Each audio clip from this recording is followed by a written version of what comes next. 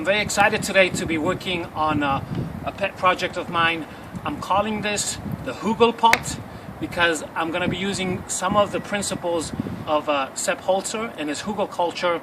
Basically, we're going to pot some plants in this container, and the twist to this is that we're going to fill about half of it with wood chips of different sizes in the hopes that we can then water this plant very seldom and go on a 2-week vacation, come back and have our plants be okay. The goal of this container is to hold on to water as much as possible. However, we do want some holes to allow water to leave when there's excess water. And that's what I'm going to get ready to drill right now.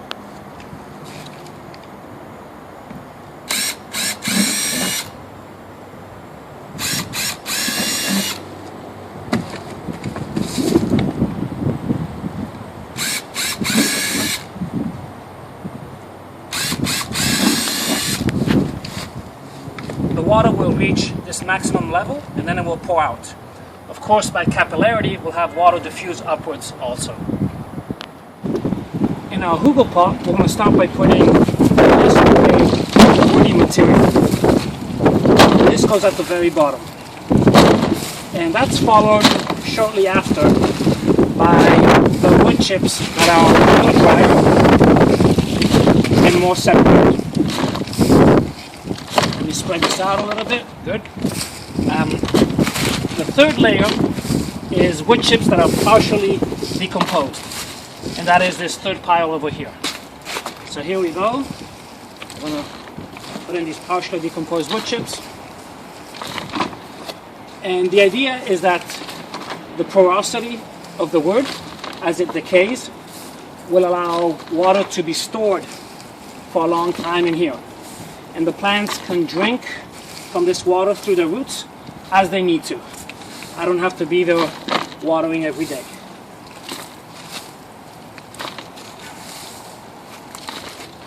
One of the concerns with using wood products that have carbon is that it could sequester the nitrogen. That's why I'm including a green layer. These are just, it's a plant that I ripped up, and if there's any nitrogen needs, this will gradually decompose and provide that balance with the wood chips. So this is our green layer, and on top of that we're going to put the more finished soil into which we're going to plant. So in went the green layer, and now we're going to put in the more finished soil.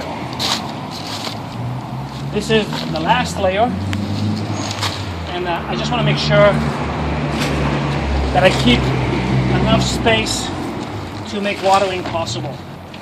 I may leave 3 inches from the top. Next come the stars of the show, the plants.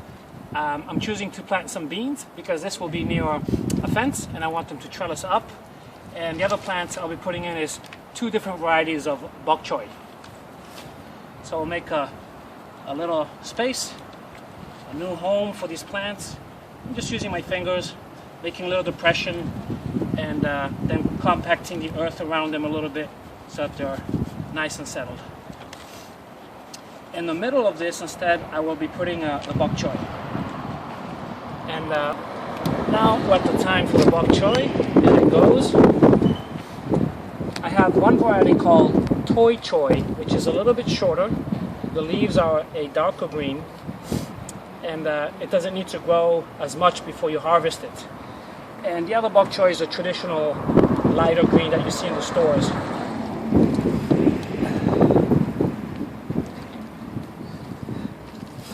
You may have noticed that I haven't watered at any stage of this project, and the reason is that this container is going to go up on a 2nd floor just outside my bedroom. I live in a city and I'm hurting for space, so I plant wherever I can. Once it's upstairs, it'll be easier to water it up there. Otherwise, this will weigh a little bit too much for the help that I can get today. Here we are upstairs. We brought the Hügelpots up here. I'm going to water once and probably water for the next couple of weeks until these plants get deeper roots. And after that, I hope that they drink off of the reservoir down here.